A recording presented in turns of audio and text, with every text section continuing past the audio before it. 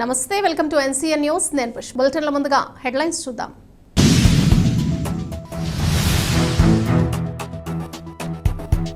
సహకార సంఘాలు బలోపేతం చేయాలి, కలెక్టర్ ప్రశాంతి.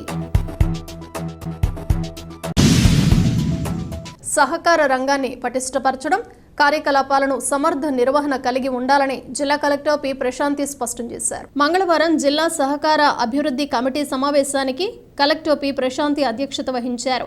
ఈ సందర్భంగా కలెక్టర్ పి ప్రశాంతి మాట్లాడుతూ జిల్లా వ్యాప్తంగా వివిధ శాఖల ఆధ్వర్యంలో కార్యకలాపాలు నిర్వహిస్తున్న సహకార సంఘాలు పూర్తి స్థాయిలో చురుగ్గా ఉండేలా చూడాలని ఆదేశించారు. సహకార సంఘాల వలన ప్రత్యక్షంగా పరోక్షంగా ఎందరో ఆధారపడి ఉంటారని అన్నారు. ప్రతి సహకార సంఘాలు నిర్వహించే కార్యకలాపాల విషయంలో ఆడిటింగ్, రికార్డుల నిర్వహణ సక్రమంగా నిర్వహించాల్సి ఉందన్నారు. సహకార రంగం పటిష్టపరచడంలో ఉత్పత్తి, మార్కెటింగ్ సామర్థ్యం పెంపు అత్యంత కీలకమైన అంశాలని తెలిపారు. ఈ సమావేశంలో డిఆర్ఓ ఆర్ నరసింహులు, జిల్లా సహకార అధికారి ఆర్ శ్రీరాములు నాయుడు, వ్యవసాయ, మార్కెటింగ్, అనుబంధ శాఖల అధికారులు పాల్గొన్నారు.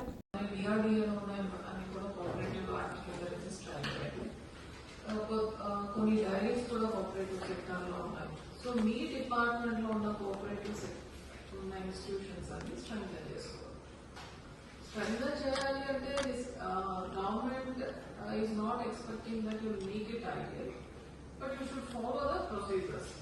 సో అక్కడ మెంబర్స్ అందరూ సరిగా ఉన్నారా, బుక్ మెయింటెనెన్స్ బాగుందా, అండ్ టైం టు టైం దానికి సంబంధించిన ఆడిట్స్ జరుగుతున్నాయా, ఆడిట్స్ జరగకపోతే కన్సర్న్ వాళ్ళతో మాట్లాడతారు, make it done. So me cooperatives ని ఫస్ట్ మనం స్ట్రీమ్ లైన్ చేసుకోవాలి. సో సేమ్ బుక్ బ్యాలెన్స్ తో అలా నడిచిపోతా ఉంది, వాళ్ళు క్రెడిట్ చేస్తున్నారా, మెంబర్స్ ఉన్నారా తెలీదు, అప్పుడు 100 ఇప్పుడు 100 ఫిజికల్ లో చూస్తే 50 మెంబర్స్ చచ్చిపోయారు.